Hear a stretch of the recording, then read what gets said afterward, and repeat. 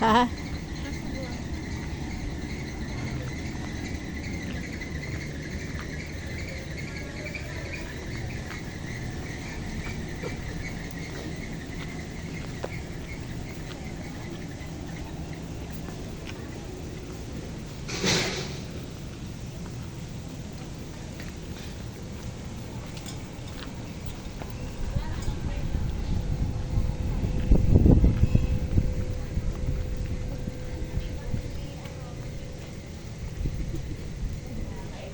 So, ayan. Before we proceed to our last house, we have that house to your left. Okay. So that house is Casa Unisan from Unisan, Quezon Province, built in 1839 in the ownership of Don Antonio Maxino. And it was the first ever stone house in Unisan. And during the time, stones were more expensive than woods. Unlike today, woods are more expensive. So meaning, the house belonged to a rich or prominent family. So right now, first floor, it's one of our restaurants. This is the kusina ni Nanay Maria. That's the Filipino restaurant. Nanay Maria or Mother Maria, she is the mother of Mr. Guzar. So she shared some of her Filipino recipes. So that's why this restaurant offers Filipino dish and some Asian cuisine. So I think this is the only restaurant open today. So you'll be having your lunch and dinner here. This is open from 12 noon to 9 p.m. Okay, again, this is the Filipino restaurant.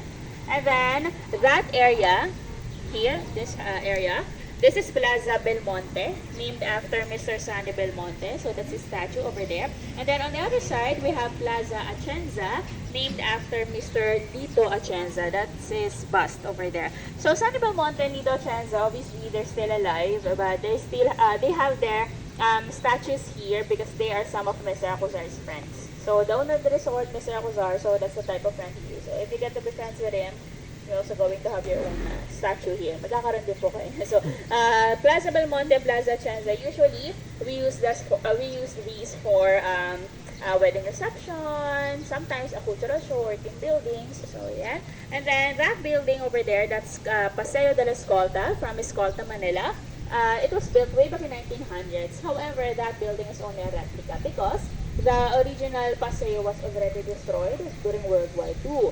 And in the original structure of that building, first floor, it was a commercial area. It had different stores, establishments, and then the second floor and third floor, it had hotel rooms. So now, even if that's only a replica, we did the same thing. That's why first floor, that's where you can see our souvenir shops open from 9 a.m. to 6 p.m. And the second floor and third floor, that's our hotel rooms that you can occupy. Okay, so that's Paseo de la Escolta from Escolta, Manila. And for our last house to visit, the one over there, the brick house, that's Casa Luna from La Union. So that's the front part of the house, but actually we're going through the back part. So let's turn right here on this side.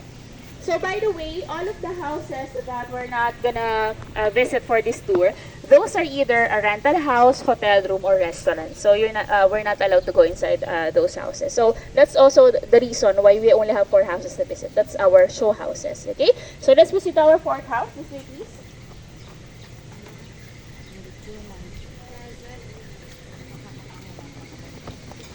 May nakatira pala sa iba, ano?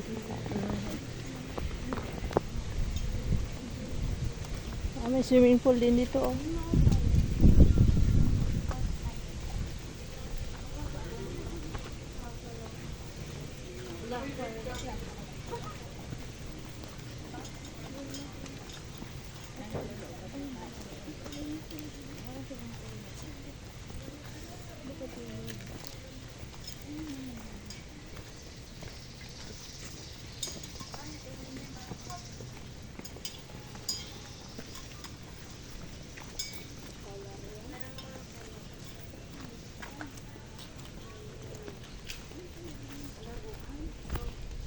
Kala ko swimming pool, hindi pala.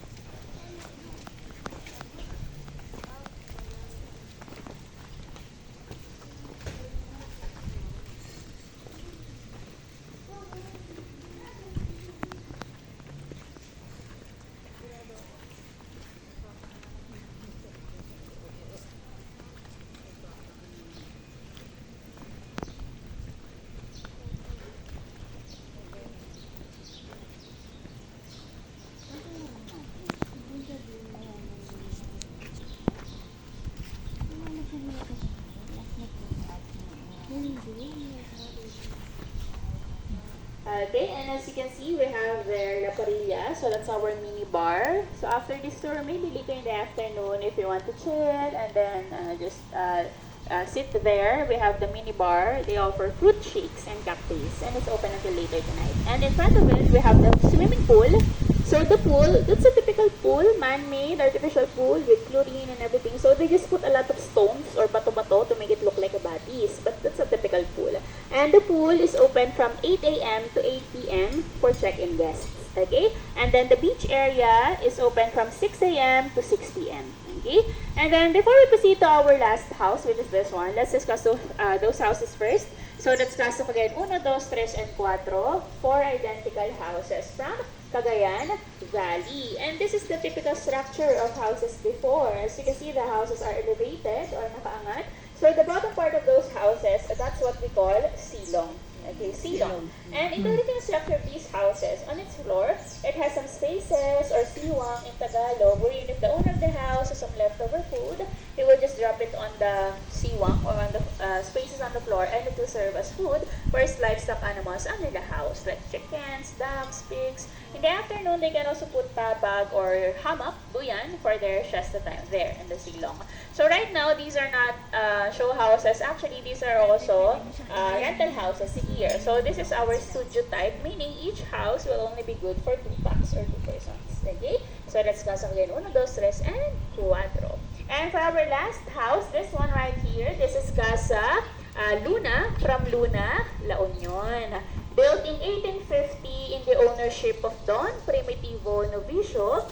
He was the uncle of Luna brothers. Antonio Luna, one of our Philippine generals, and Juan Luna, one of our famous painters. Again, the owner was their uncle, not the Luna brothers themselves. So they're just related to the owner. So this house, in 1942, it became historical because it was used as the headquarters for the United States Armed Forces in Northern Luzon, wherein in one of their meetings, they discussed how to capture General Tomoyuki Yamashita, which was the leader of the Japanese Imperial Army at the time.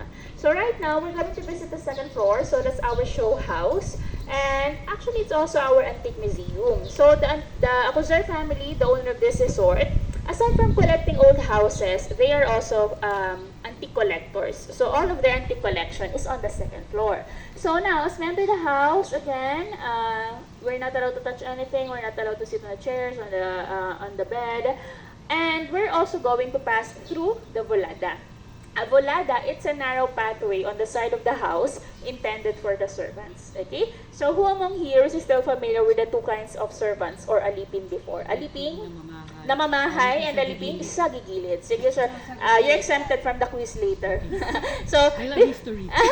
So, thank you po. So, again, before we had 2 kinds of alipin or servants, aliping namamahay or the in-house servants, they were the ones who can go inside the house, they can talk to their owners face to face.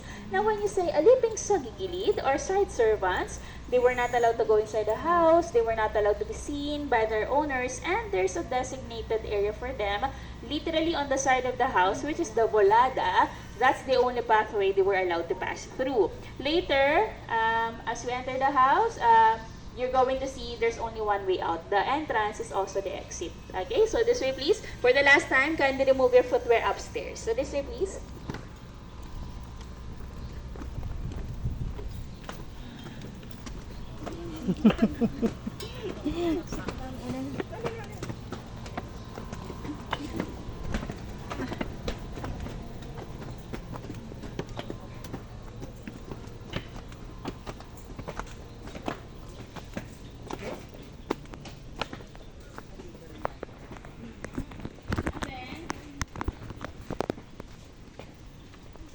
Okay, turn left. That's the volada. Lakad kayo dun, ma'am. There's just a wire, so watch your step. There's a wire.